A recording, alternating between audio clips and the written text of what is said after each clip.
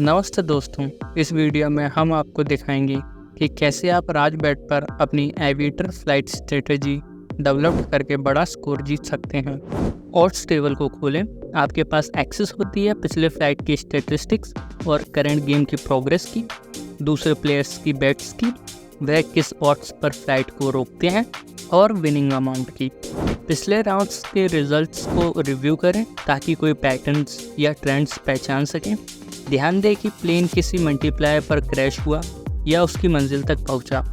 उदाहरण के लिए, अगर 100 राउंड में से प्लेन 10x मल्टीप्लायर से पहले 20 बार क्रैश होता है, तो 10x से पहले क्रैश की प्रिडिक्शन करने के लिए आपका विनिंग परसेंटेज 20 होगा।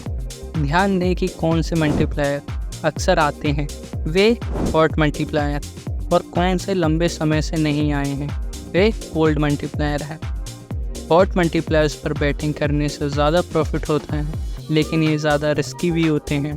कोल्ड मल्टीप्लायर्स पर बैटिंग करने से रिस्क कम होता है, लेकिन प्रॉफिट भी कम होता है। अपनी बेट्स के साइज़ को अपनी प्रिडिक्शन से जुड़े रिस्क और पे आउट के आधार पर एडजस्ट करें। उदाहरण के लिए, अगर आप कम रिस्क वाले कोल्ड मल्टीप्लायर पर बैट लगा रहे हैं, तो आप ज़्यादा प्रॉफिट के लिए बड़ी बैट साइज़ को चुनना चाहेंगे। उदाहरण के तौर पर, पिछले 50 राउंड में 2x मल्टीप्लायर 30% समय ही लैंड हुआ है। 10x मल्टीप्लायर पिछले 100 राउंड्स में केवल एक बार पहुंचा है। आखिरी 20 राउंड 7x मल्टीप्लायर के साथ लूजिंग स्ट्राइक की ओर बढ़ रहे हैं। इस एनालिसिस के आधार पर आप 2x मल्टीप्लायर पर बैट कर सकते हैं, क्योंकि इसके हायर चांसेस हैं बार बार आने के।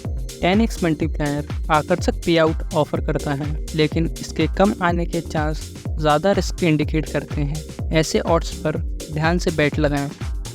7x मल्टीप्लायर को अवॉइड करें जब तक लूजिंग स्ट्राइक टूट नहीं जाती। ऑड्स टेबल में एक्सपीरियंस प्लेयर को चुनें और गेम के दौरान उसके एक्शंस पर ध्यान दें। आपको उसके बाद फंड्स विड्रॉल नहीं करने हैं। पिछले राउंड्स के स्टैटिस्टिक्स का सही एनालिसिस आपकी सक्सेस के चांसेस काफ़ी बढ़ा सकती है। ध्यान दें कि एविएटर रैंडम नंबर जनरेशन पर आधारित है, इसलिए कोई भी स्ट्रेटजी 100% जीत की गारंटी नहीं देती।